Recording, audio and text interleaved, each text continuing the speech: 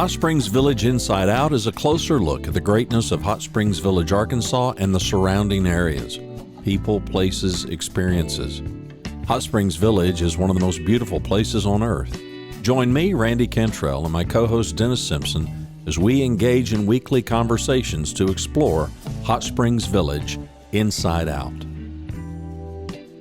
Today's show is brought to you by Central Arkansas's favorite radio station, KVRE. Find them on the dial at 92.9 FM. Stream them live at kvre.com.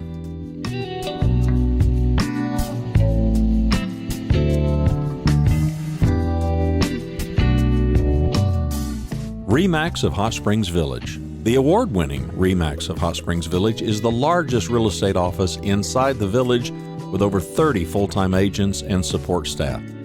Visit them to learn more about this beautiful place to solve your real estate needs. Call them today at 1-800-364-9007. Find them online at explorehsv.com. They are RE/MAX of Hot Springs Village at 1-800-364-9007 or online at explorehsv.com.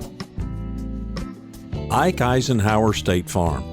Ike and his award-winning team have been serving the insurance needs of folks all around Hot Springs Village since 1998.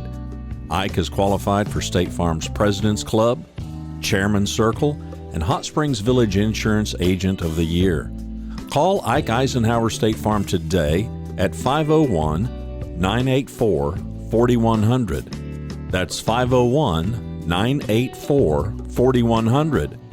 Find them online at ikeeisenhower.net.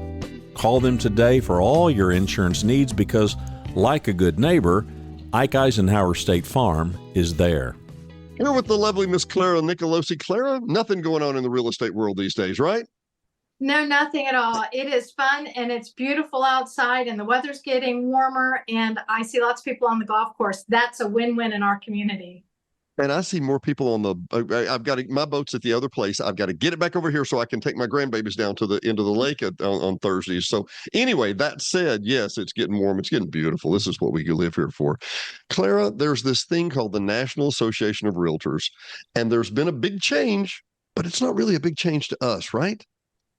No, it's not a big change. I wanted to cover my ears and my eyes like see no evil, hear no evil, but I didn't do that. And before we go any further, I just want to share, I'm not an attorney and I'm not an expert in this subject, but I have been given lots of instructions and been to lots of Zoom meetings and had lots of dialogues on this topic. So I hope I can share the best information about that possible. Well, hang on. And you did not stay at a Holiday Inn Express last night either, did you?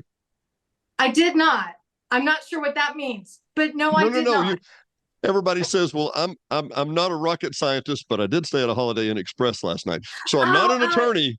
I'm not an attorney, but I didn't stay at a Holiday Inn Express last night. Okay, yeah, anyway. No, it's almost like going to Disney World. I won the Super Bowl and I'm going to Disney World. I'm going to Disneyland. That would be fun. On the same day, on the same same afternoon.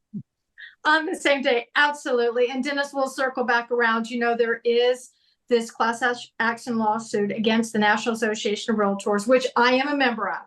I am a member of our local board of realtors, which is the Hot Springs Village Board of Realtors, who is a member of the Arkansas Realtors Association, who is a member of the National Association of Realtors. And there's over 1 million of us.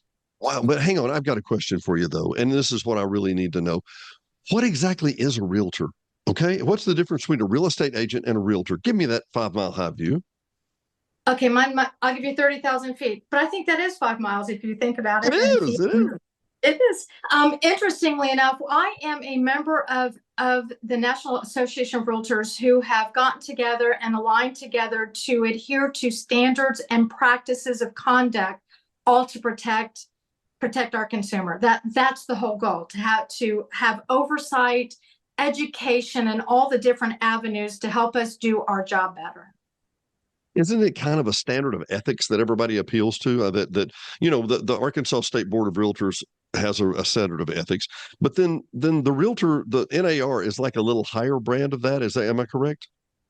Absolutely. Well, interestingly enough, I've got my continuing education hat on. We just had it on Tuesday, and this was a big topic. It is every year, so we can talk about how we're going to do business the right way. And actually, the National Association of Realtors was actually created back in 1908. This isn't a new thing.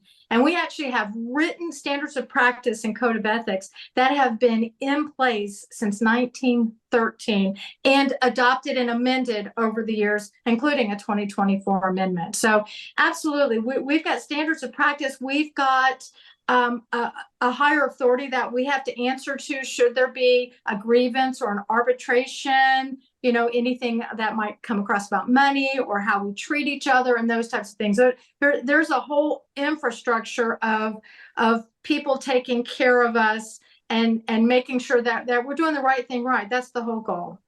Well, that's wonderful. I will say the NAR, and I'm super simplifying, and I, again, am not an attorney either, but the bottom line is that the NAR, they were accused of holding these rates at 6%, that you had to pay a 6% commission. But Clara, that's not true. You and I and Pat, we've negotiated whatever we wanted to for the last 20 years, right? Correct. That has never been the case. However, we might not have, and I'm not talking about me, I'm talking about the million of us that belong in this organization. And some areas may not have conveyed that correctly. And that's some of the proposed outcome of the settlement. And I think it will be best for all. Uniquely, though, I have to give a shout out to Arkansas because we're doing a lot of things right. And I'm so impressed. I had great opportunities to be in Zooms with Tim Grooms, who is the legal counsel for the Arkansas Realtors Association. And Arkansas was one of the 13 states not named in the lawsuit. Really? And before the lawsuit, only 18 states were using buyer's agency agreements. Guess what? We were one of them. So I am so thrilled to be a part of this organization and to know that we have been on the right track all along. So, well, listen, I really don't want to spend too much time on this. We've basically covered the gist of it, but going forward, what changes does the average layperson, the average seller, the average buyer, what are they going to see? Well, really twofold. Should this all go through and get approved? Twofold. One is commissions will be removed from the MLS. In other words, it won't be public information as to what the seller may be offering for commission. So me as a real estate professional will have to get together with another real estate professional, whether it's within my company or at another agency, and figure out what that commission's actually going to be. And hand in hand with that is that we're going to get that buyer's agency agreement signed right away. We want to make sure that we educate that buyer. We want them to know before we start doing any business where that commission's coming from, who's paying it, whether it's the buyer or the seller still can pay that commission, what that's going to look like, so that when we do put them in our car, we know that they've had the highest level of education before we get started. And that really is the two-prong outcome of this, is that buyer's agency agreement from the get-go. Arkansas has already been doing that. That's Arkansas license law. We have to do that. And then the prohibited from entering it in the MLS. And I meant to bring an MLS sheet. Right now, if you pull up just one of our MLS sheets, it literally says BAC, which is buyer's agent compensation, which is what's being offered. So if I printed off an MLS sheet and sent it to you, you knew what was being paid on behalf of the seller for the buyer. So and once again, I'm a super simple guy, and I mean this in all the sincerity. Dance with who brung you? Is that what it boils down to in some ways? I guess so. I just circle back around. I'm thankful I'm in Arkansas. It's not, for the practices that we've been doing for years and the representation that we have. So I'm thrilled about that. And it's not just in this area. You and I both know, Clara, there are a lot of areas where Arkansas unbelievably is a leader. You would think, Absolutely. it's a small rural state, people blah blah blah blah blah. No, seriously, our FOA requirements, our Freedom of Information Act, many areas, we are at least in the front 10% of the pack, at least, right? Absolutely. Well, I would take it one step further. One of the things that I'm real pleased about is we actually have what's called federal fair housing that we have to abide by. Arkansas Sure. State has their own fair housing commission and their own way to adjudicate that should that happen to be. In other words, we take these things serious. This isn't just, oh yeah, federal fair housing. Nope, nope. You do not want to get caught in that crevice, because that's not a place to be, because Arkansas takes it serious. We do, and it's one other thing. So speaking of serious, let's go to the second point, and we just kind of alluded to this on the radio station. I just came from the radio station. We run PSAs, public service announcements about fraud. So, Oh, yeah. Clara, we have identity fraud. We have, phishing fraud, where we get an email that they're trying to steal our identity or trying to steal some type of information like that. People are now trying to steal properties with warranty, with deeds. Is that right? Absolutely. There are people out there that are trying anything and everything. And I really think this starts at the basic level. I'm not even in real estate. I just want to make sure that everyone understands, make sure you're getting the email from the person who's sending it. So many people will send an email, but yet if you mouse over the email address, it's not that person. We don't know who that is. People will call you on the phone and say, hey, I need your social security number. I bet you don't. We need to be protecting that information. And I'm a big advocate. Don't click on it if you don't know that person and you haven't moused over their email address to make sure it's that. But even one step further, even in the real estate transaction, big hot topic right now is wire fraud. Wire fraud. Most of our transactions nowadays, the lender wires the money to, straight to the title company for the settlement, or you go to, into your local bank, Regions or Reliance or whatever, and you say, hey, wire X amount of dollars because I'm closing on this lot. Well, we now have people that are stepping into that process and getting those account numbers, and that money's not making it to the title company. Well, let me interject here real quick for the outside person that doesn't understand. And I got you, Claire. I know exactly where you're going. So you've been working on a deal for 5-6 months. You get the wiring instructions, and the wiring instructions are not for $20. They're not for $200. They're for $450,000. And once they're wired through the Fed service, which as an IT tech and a surveillance, it's gone. It's gone. Now, I have a company in Little Rock, one of my clients that I've worked with for 25 years, and it's a major industrial machine provider. Mm-hmm. And they literally were told to send the wiring instructions to a unique address in Oklahoma that they've never been at before, and an apartment address that they've been at before. And they wired $64,000, and it is gone. Tell me how we prevent this, Clara. That is so scary. Well, here locally, what we tell all of our agents are, you're not going to be the middleman. The only person that can give you those wire instructions is the person receiving that wire. So if you're working with one of the title companies, Hot Springs Title or Advantage Title or ProLand or any of them, you need to talk to that title company directly. I will never email you and say, send your money here. You need to talk directly to that closer and communicate that information. And I think that's a big misnomer, because now, AI, now you can pretend you're somebody else. You can sound like you're somebody else. You can send emails and look like somebody else. There's too many potential hiccups in that process that me as a real estate professional, I don't want to be in it. I don't want the agents at Remax to be in it. You want to communicate that directly with the person that you're supposed to communicate with. And then if you have a question, pick up the phone. Don't push the send button. Ask questions. Call that person directly. Hey, did you? Especially if you're working with a national lender, you may have never communicated with that person that's actually sending the money from the national lender. I still would question it. Know that you know, because if it goes in the wrong pot, like you said, Dennis, it's gone.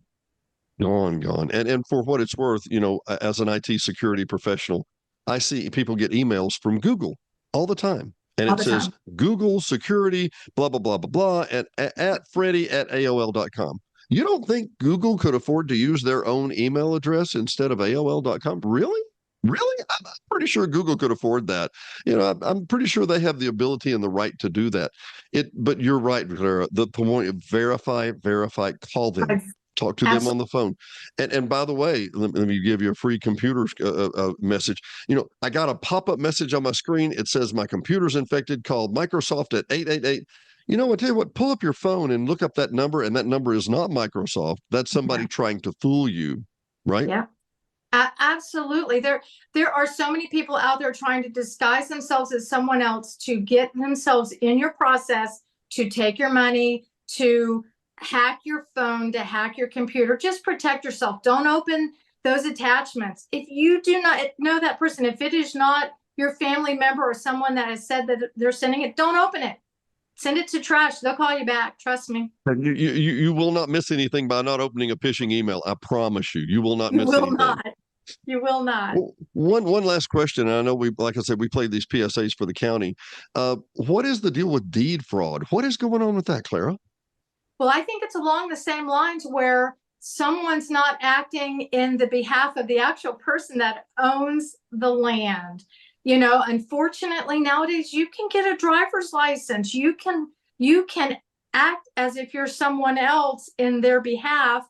And fortunately, at least in our area, the title companies are ahead of this. The title companies are making you prove it.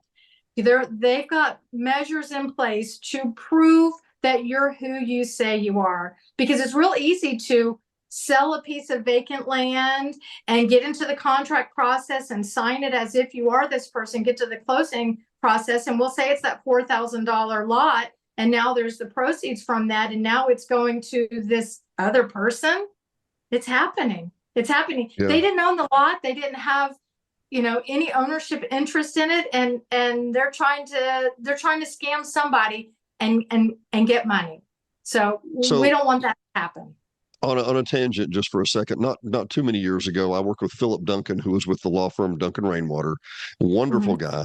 And I was telling him my mom was going to have surgery, and he asked me to tell him about it. And I said, well, the doctor asked her to take a marker and mark the kidney that had to be removed, which side, right or left or whatever. And I told him that story. And Philip just gleamed, and he said, I'm that guy. I said, what do you mean? He said, I'm responsible for that.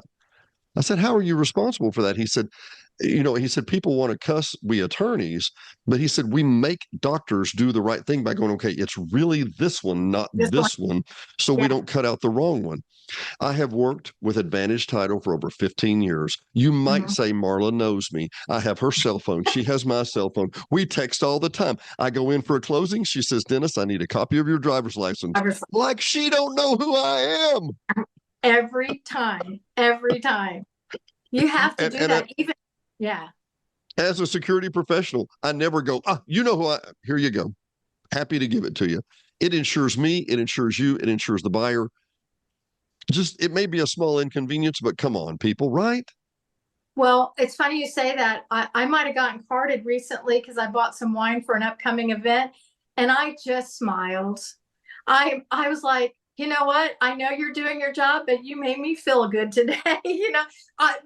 Be safe. I love it when the stores even ask for it when they take your credit card, especially at Christmas time. I'm sorry, I'm going to need to see your driver's license. Thank you for doing that. Thank you for taking a few more seconds to make that phone call, to look at my ID, to take a copy of it, to do whatever you knew you need to do to keep you, your company, and me safe. I love that.